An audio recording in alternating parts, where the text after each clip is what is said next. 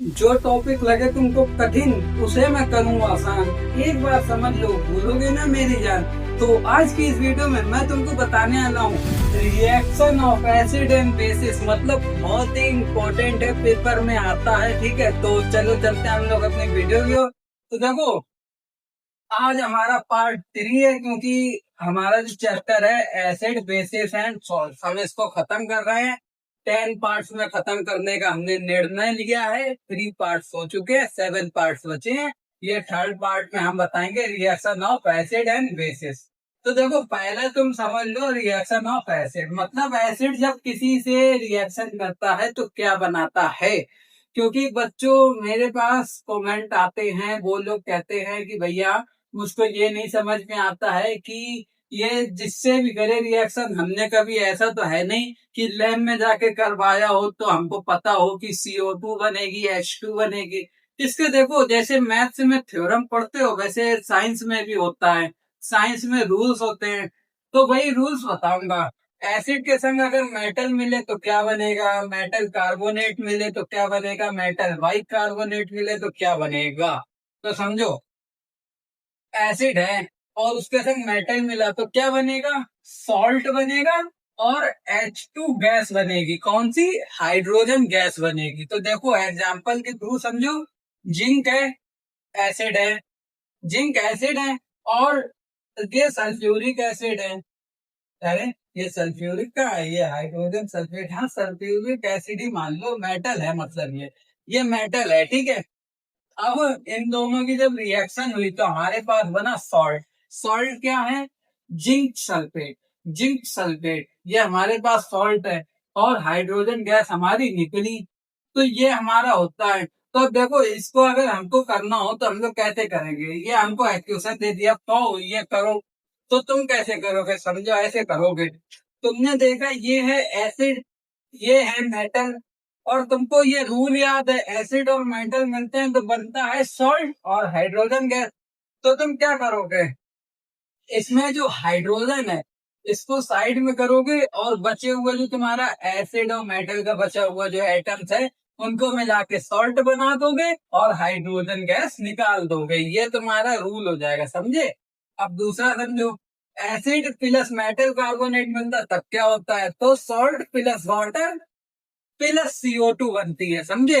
तो अब यहाँ देखो, ये तुम्हारा है कैल्शियम कार्बोनेट, ये एसिड है। और मेटल कार्बोनेट क्या है, HCl है। ओके, HCl है। अब ये दोनों जब मिले तो क्या बनाया इन्होंने, सॉल्ट। सॉल्ट क्या बनाया, कैल्शियम क्लोराइड। ठीक। और वाटर क्या बनाया, वाटर तो H2O होता है, हर किसी को पता होगा। और CO2 गैस निकाल दी। अब तुम्हें ऐसे कोई दे दिए जाए दो और तुमसे कहा जाए बताओ ये क्या बनाएंगे रिएक्शन करने के बाद, तो तुम क्या समझोगे, तुम देखोगे ये एसिड है। अब तुम इसे देखो, ये मेटल है या बाई कार्बोनेट मेटल है या मेटल कार्बोनेट है, क्या है। तो तुम्हें देख के पता लग रहा है ये मेटल कार्बोनेट है। कैसे, क्योंकि मेटल कार्बोनेट में ये लगा हुआ है C, तो ये कार्बोनेट भी है, ये कार्बोनेट भी है। तो हम लोग इसको ले लेंगे और ये यहाँ पर क्या करेंगे, अब हम लोग करेंगे सॉल्ट बनाएंगे। पहले तो सॉल्ट बनाने के लिए क्या करेंगे, हम लोग कैल्शियम और क्लोरीन इन दोनों का सॉल्ट बना देंगे।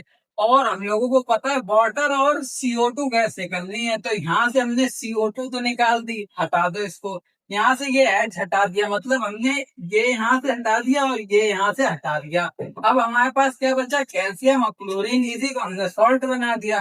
कैल्शियम क्लोरीन सॉल्ट बन गए, और CO2 जो है वो निकल गई गैस, और हाइड्रोजन जो है ये भी निकल गई। हाँ, हाइड्रोजन यहाँ देखो, CO2 गैस निकलेगी, यहाँ एक O बचा रह जाएगा क्योंकि 3O है।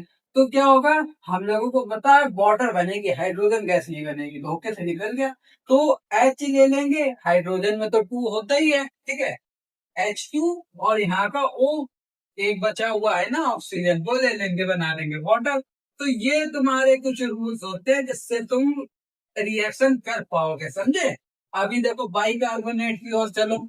देखो, एसिड और मेटल बाइकार्बोनेट होगा तब क्या होगा, तो सॉल्ट, वाटर और CO2, वही वही रिपीट हो जाएगा, वही रिपीट हो जाएगा बाइकार्बोनेट में भी। तो क्या होगा, ये हमारा एसिड है, ये बाइकार्बोनेट है। ये हमारा सॉल्ट बना, ये हमारा वाटर, ये CO2। ये भी अभी तुम्हें समझा दूं तो कैसे, तुमने देखा ये एसिड है, ये मेटल बाइकार्बोनेट है, या कार्बोनेट हो तब भी वही बनेगा, दोनों सेम बनेंगे ना। तो तुमने देखा इसमें से पहले हमको अलग कर लेने दो वाटर और CO2, उसके बाद जो बचेगा उसको हम लोग सॉल्ट बना देंगे। वाटर अलग करो, यहाँ देखो H है, एक H ले लिया है, और एक H ये ले लिया, तो H दो हो गए। एक ऑक्सीजन ले लिया यहाँ से एक ऑक्सीजन ले लिया, हमारे पास H2O बन गया, H2O बन गया। अब यहाँ बचा क्या, CO2। CO2 गैस भी बन गई, मतलब हमारे ये और ये H ये सब चले गए। अब बचा क्या, Na और Cl, तो इसी को हमने बना दिया सॉल्ट। इतना सिंपल होता है, तब भी तुम समझ नहीं पाते, समझे। तो ये तुम्हारी रिएक्शन ऑफ एसिड थी, पेपर में ऐसा आता है। तुमसे कहा जाता है कि बताओ जब एसिड और मेटल मिलेंगे तो सॉल्ट के साथ क्या बनता है, तो तुमको बताना पड़ेगा हाइड्रोजन गैस बनती है। ऐसे MCQ में ये पूछे जाते हैं। जैसे तुमसे कह दिया, तुमसे ऐसा सीधा सीधा नहीं पूछेंगे एसिड और मेटल कार्बोनेट। पेपर कभी भी इतना इजी बन गया तो फिर बेटा बात ही क्या थी, टॉपर तो फिर हर कोई बन जाता। ठीक है, पेपर इजी बन जाता तो टॉपर हर कोई बन जाता, समझ रहे। तो देखो घुमा फिरा के कैसे, तुम्हें ये दे देंगे, ये दे देंगे, ये दे देंगे, ये दे देंगे, और ये मिस कर देंगे, यहाँ पर डैश कर देंगे। डैश देखा है तुमने, डैश डैश डैश, और कहेंगे आप बताओ MCQ में कहा जाएगा यहाँ पर कौन सा एलिमेंट आएगा, जहां पर जगह छूटी हुई है ऑप्शन दिए जाएंगे, CO2, N2, NHO3, और भी एक ऑप्शन दे देंगे, एक ऑप्शन दे दिया मानो CO2।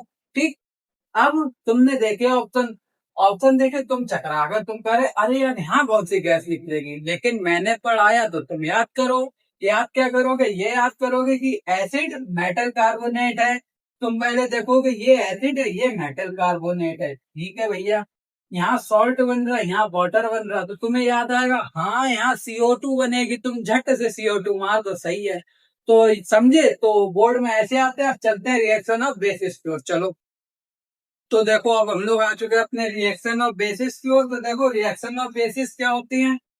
फर्स्ट हमारी होती है बेस प्लस मेटल सॉल्ट।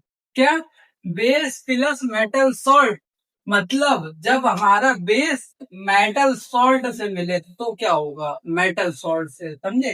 तो क्या होगा, न्यू बेस बनेगा और न्यू सॉल्ट बनेगा। ठीक, कैसे, मतलब बेस ये यहाँ न्यू का मतलब क्या है, न्यू बेस और न्यू सॉल्ट। न्यू का मतलब ये है नया बेस बनेगा और नया सॉल्ट बनेगा। तुम ये मत समझना कि यही वाला बेस बन जाए यही वाला सॉल्ट बन जाए, नहीं। न्यू बेस न्यू सॉल्ट कैसे, यहाँ पर ये NOH अरे सोडियम हाइड्रोक्साइड बेस है और कॉपर सल्फेट मेटल सॉल्ट है। यहाँ पर न्यू बेस क्या बना, कॉपर हाइड्रोक्साइड हो गया और सोडियम सल्फेट हो गया, ये बन गया हमारा। ठीक, दूसरा base plus non metal oxide हो तब सॉल्ट प्लस वाटर बनेगा, ये हमारा बेस है, ये नॉन मेटल ऑक्साइड है, ये मेटल थोड़ी ना, ये ऑक्साइड है, नॉन मेटल ऑक्साइड है। ठीक, अब यहाँ पर ये सॉल्ट बन गया। सॉल्ट कैसे बना, Na ले लिया, CO, CO, और यहाँ का एक और ले लिया CO3 से कर दिया, बचा क्या, H2, और यहाँ का H2, और हाँ देखो यहाँ पर इन्होंने कहा सॉल्ट और वाटर बनाएंगे। ये हमारा बेस था, ये हमारा नॉन मेटल था। तो क्या हुआ, हमारा Na और OH, यहाँ पर क्या है, ये O भी दो होंगे क्योंकि यहाँ दो लगा है ना, दो। तो ये पूरे दो होंगे, सोडियम भी दो होंगे, ऑक्सीजन भी दो, हाइड्रोजन भी दो। तो देखो यहाँ पर क्या हुआ, हम लोगों को केवल वाटर निकालना, वाटर निकालो।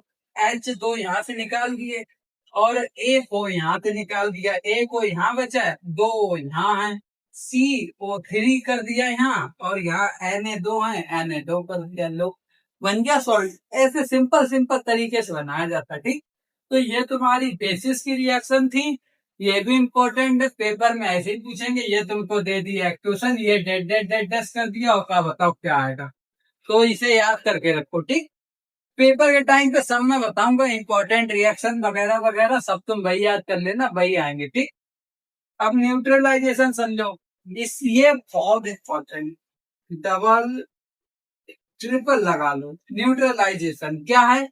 एसिड और बेस, एसिड और बेस जब मिलते हैं तब क्या होता है? तब सॉल्ट प्लस वाटर बनता है। जैसे ये हमारा एसिड है, ये बेस है, ये सॉल्ट बना, ये वाटर बन गया। तो ये होता है, ये हमारी न्यूट्रलाइजेशन है, बहुत इंपॉर्टेंट है। डेफिनेशन इनकी क्या होती है? जब एसिड बेस से मिलते हैं तो सॉल्ट प्लस सॉल्ट और जल मतलब वाटर बनाते हैं, ये इनकी होती डेफिनेशन। तो ये तुम समझे?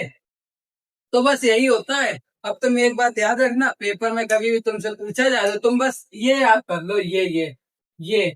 और तुमको ये तो पता होगा मेटल सॉल्ट और नॉन मेटल ऑक्साइड क्या होता है, ना पता हो तो तुम देख लेना भाई। देखो ऐसा है, हर कोई सी चीज तुमको 6, 7, 8 में पढ़ा चुके होंगे टीचर्स, ठीक है? तो तुमने नहीं पढ़ा, तुम्हारी गलती है। अब तुम ये कहो कि मैं तुमको ये बताऊं कि मेटल सॉल्ट क्या है, नॉन मेटल ऑक्साइड क्या है, ये भी बताऊंगा। लेकिन भाई एक बात समझो ना, जो चीज इतनी इंपॉर्टेंट है उसके पीछे क्यों रगड़ना? पेपर में जरूरी नहीं ये आए, लेकिन इम्पोर्टेंट है। जरूरी नहीं ये आए, आगे चल के ये काम आएंगे पेपर में, लेकिन नहीं आएंगे।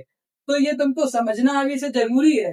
तो समझोगे कैसे? अब तुमको नहीं पता है मेटल सॉल्ट क्या होता है, गूगल है तुम्हारे पास, चैट जीपीटी है तुम्हारे पास, उसमें तुम सर्च करो मेटल सॉल्ट क्या होता है।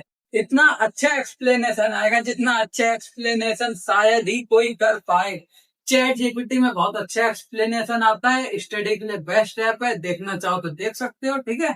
चैट जीपीटी, ठीक। तो वहां पर जाकर जो भी तुम्हें डाउट हो तुम पूछ लो, मेटल सॉल्ट क्या होता है, बहुत अच्छी तरीके से समझाएंगे। तो बस यही कहना था आज की वीडियो में। मिलते हैं नेक्स्ट की वीडियो में। नेक्स्ट वीडियो में मैं तुमको बताऊंगा तुम्हारे ब्लीचिंग पाउडर, वॉशिंग सोडा और बेकिंग सोडा और प्लास्टर ऑफ पेरिस, ये चारों मैं तुमको बताऊंगा। तो मिलते हैं नेक्स्ट वीडियो में। Bye bye.